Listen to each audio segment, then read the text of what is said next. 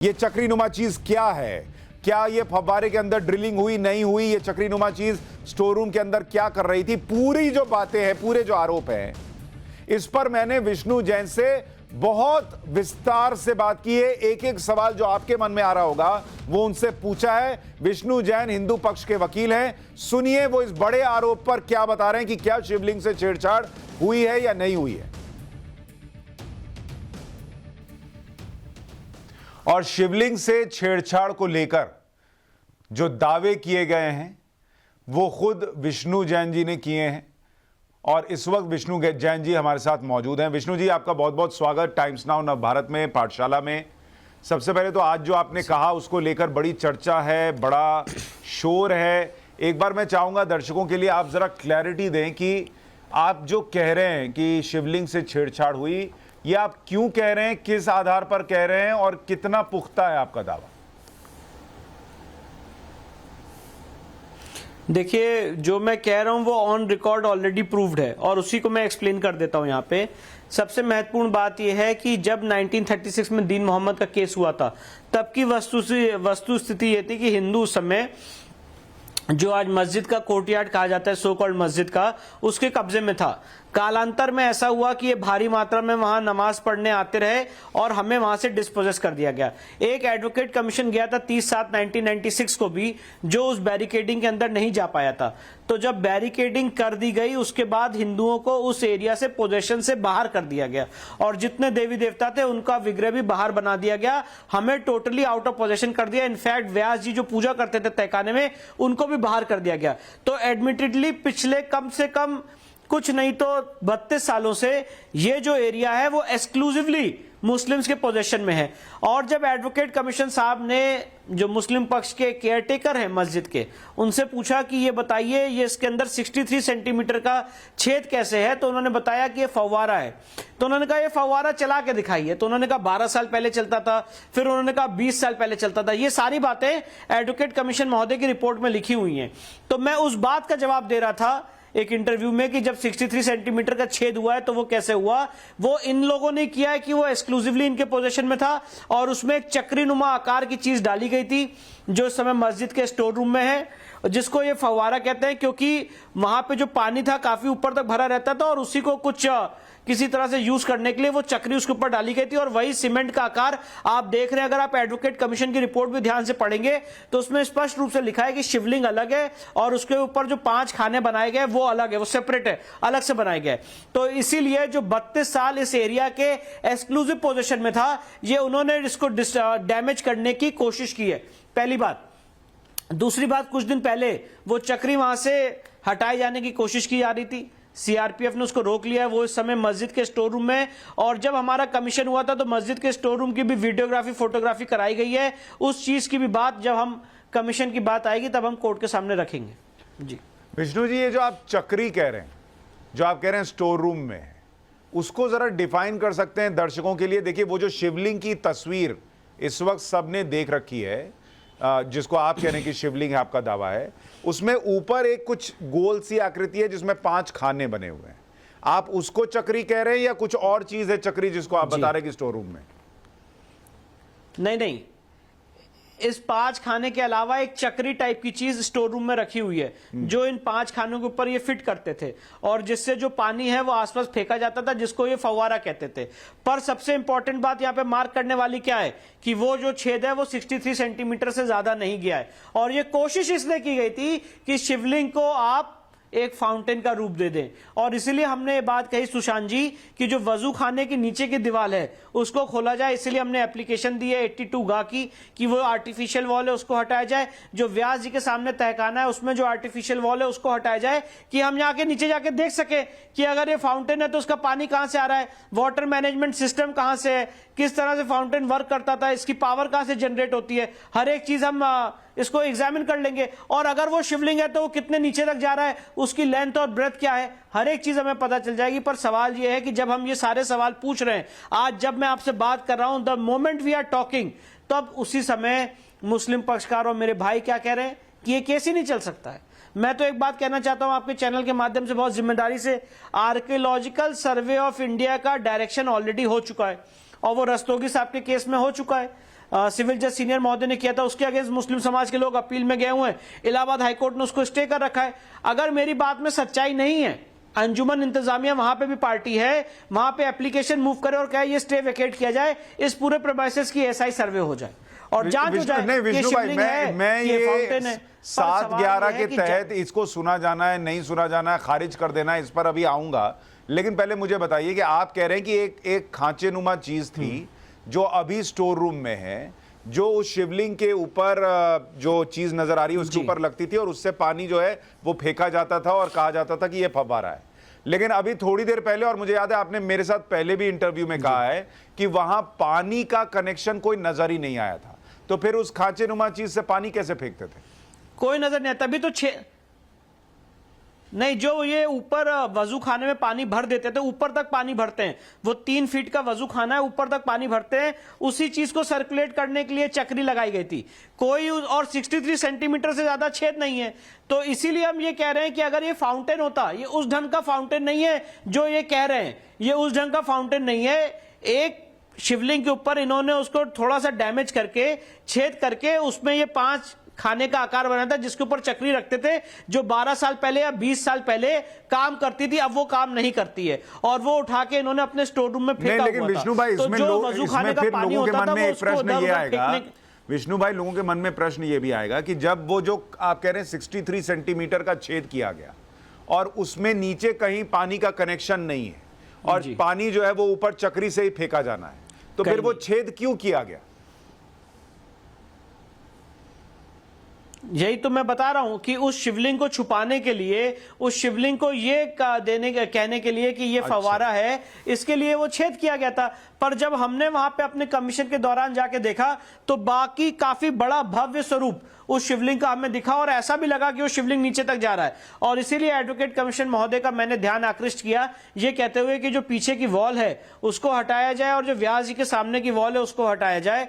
पर सवाल यह है कि जब हम ये सारी बातें कर रहे हैं तो मेरे मुस्लिम समाज के लोग और मेरे भाई जो उस समय कोर्ट में केस लड़ रहे हैं वो कहते हैं कि केस ही मेंटेनेबल नहीं है। और आप बिल्कुल सही कह रहे हैं, यही हमारा भी कहना है कि वो कोई फव्वारा नहीं है, वहां पे कोई वाटर मैनेजमेंट सिस्टम नहीं है और वो साफ एकदम दिखने में ही एकदम कोई भी आदमी उसे देख के कह सकता है कि वो एक काफी विराट भव्य शिवलिंग है जिसकी बेअदबी की जा रही थी, जिसको एक वजू खाने का रूप दिया गया था। और इसीलिए मैंने माननीय न्यायालय के सामने ये अर्जी दी थी कि उस पूरे एरिया को सील कर दिया जाए, जिसपे माननीय सिविल जज साहब ने ऑर्डर करते उसको इमीडिएटली सील किया था। और माननीय सुप्रीम कोर्ट ने भी उस विष्णु भाई, मैंने एएसआई के पूर्व डायरेक्टर से भी बात की थी, उनको हम लोगों ने नवभारत पर वो पूरा फुटेज दिखाया और उन्होंने भी कहा था कि जो वो देख रहे हैं उससे यही लगता है कि ये फाउंटेन नहीं है, क्योंकि ऐसा फाउंटेन उस जमाने में होता नहीं था।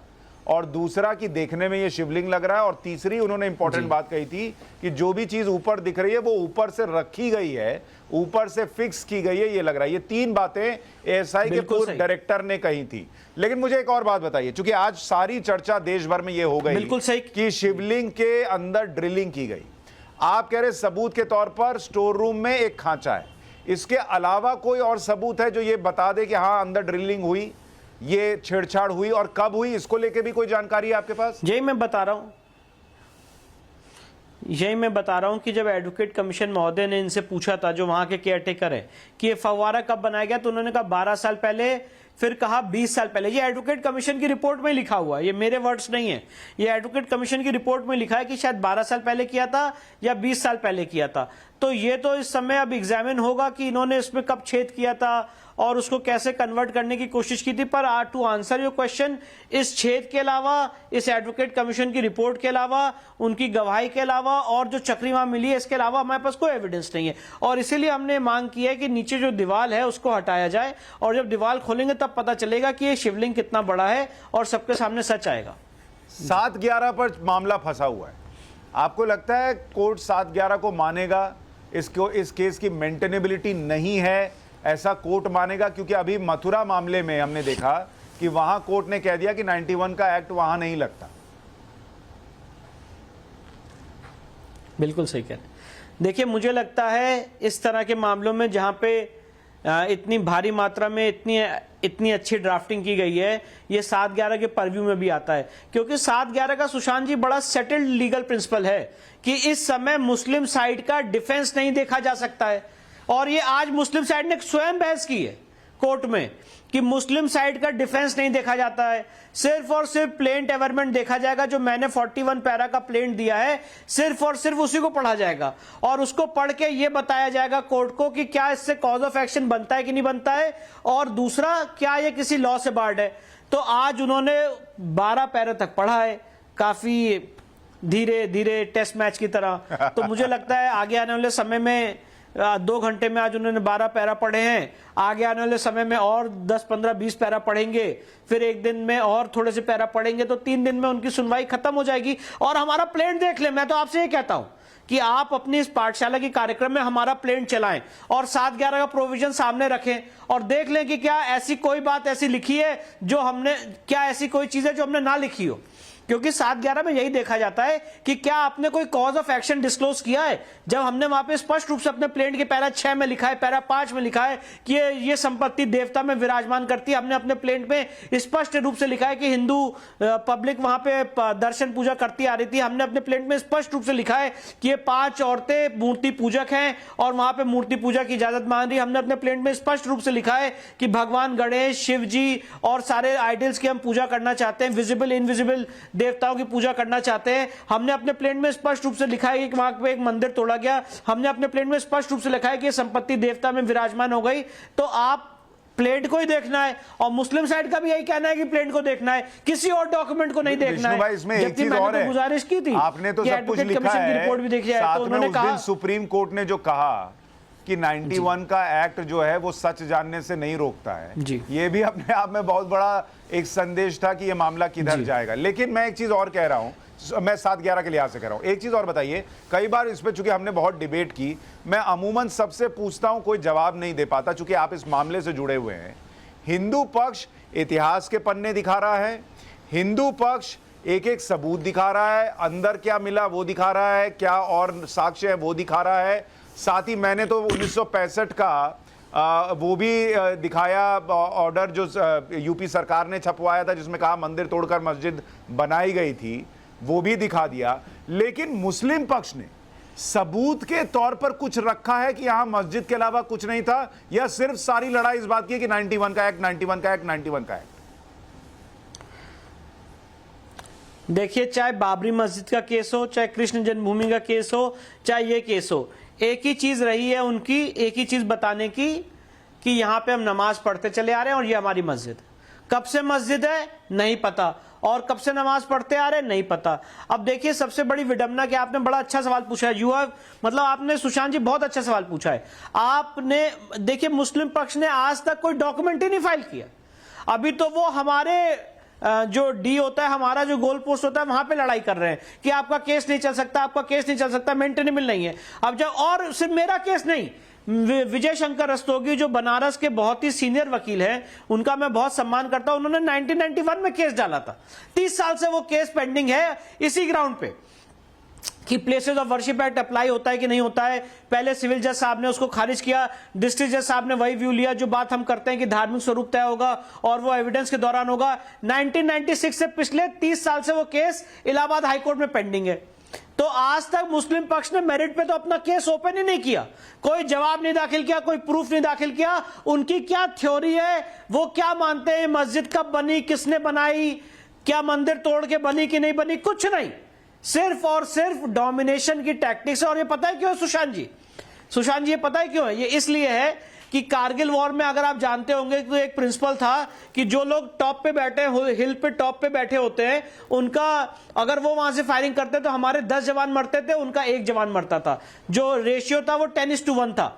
यहां पे दिक्कत यह है कि जो हमारे पास पोजेशन था उस पवित्र भूमि का, वो पोजेशन हमने खो दिया।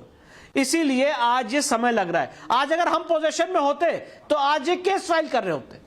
आज हमने या हमारे समाज के लोगों ने जो भी गलतियां हुई है, हमने अपना पोजीशन उस संपत्ति पे खोया है और वहां पे बैरिकेडिंग की गई है। चाहे उसमें सरकार का इंटरफेरेंस रहा हो, किन किन सरकारों का रहा, मैं उस पॉलिटिकल डिबेट में नहीं जाना चाहता हूं, पर जो हमने अपना पोजीशन खोया है उसकी वजह से आज ये परेशानी झेलनी पड़ रही है। और इसीलिए मुस्लिम पक्ष पिछले 30-40 साल से इस केस को लटकाने, अटकाने, भटकाने की कोशिश कर रहा है। मैं तो आपके चैनल के माध्यम से कहना चाहता हूं कि अगर उनके केस पे मेरिट्स है तो आए कोर्ट में अपना रिटन स्टेटमेंट दे, अपनी बात रखें, प्रिलिमिनरी इश्यूज बनाएं, एविडेंस लीड करें, एएसआई सर्वे कराएं और प्रूफ करें कि हम जितनी बातें कह रहे थे गलत है। पर वो ये ना करके एक दूसरी टैक्टिक्स अपना रहे हैं, जिसका मुझे बहुत दुख है। विष्णु भाई, जाते जाते इतना बता दीजिए, सुना आज बड़ा कोर्ट में गर्मा गर्मी हुई है, मुस्लिम पक्ष के जो वकील थे बड़े गर्म थे आज, वहां बनारस में गर्मी ज्यादा थी या वो कुछ गर्म हो गए थे? देखिए अभय भाई हम लोग के बड़े रिस्पेक्टेड व्यक्ति हैं, और वो जब अपना आर्गुमेंट कर रहे थे तो कुछ बातें थी जो हम लोग पॉइंट आउट कर रहे थे, उस पर उनका थोड़ा ऑब्जेक्शन था कि भाई आप हमें इंटरप्ट मत करिए। तो हम लोगों ने कहा कि ठीक है, हम आपको इंटरप्ट नहीं करेंगे, आप इसको अच्छे से अपनी बात रखिए, जितना समय लेना चाहते हैं लीजिए, हम पेशेंस से हर हियरिंग पे आते रहेंगे, 50 बार आएंगे, 100 बार आएंगे, अपने आराध्य अपने देवता के लिए हम ये केस लड़ रहे हैं, इसको लड़ते रहेंगे, और ये सब तो कोर्ट में चलता रहता है। और मुस्लिम पक्ष जब अपनी बात रख लेगा उसके बाद हम अपना जवाब देंगे। उनको बोलिए कभी कभी डिबेट में आया करें, थोड़ा बीच में टोका टोकी की आदत हो जाएगी, आप तो बहुत आते हैं इसलिए आपको है, उनको शायद उतनी नहीं है। बहुत शुक्रिया विष्णु जैन जी हमारे साथ जुड़ने के लिए, बात करने के लिए और सारी बातें रखने के लिए, बहुत धन्यवाद। खबरों के पीछे की खबर पहुंचाते हैं हम, आपकी आवाज को मुद्दा बनाते हैं हम। टाइम्स नाउ नवभारत को यूट्यूब पर लाइव देखिए, सब्सक्राइब करिए और बेल आइकन जरूर दबाइए।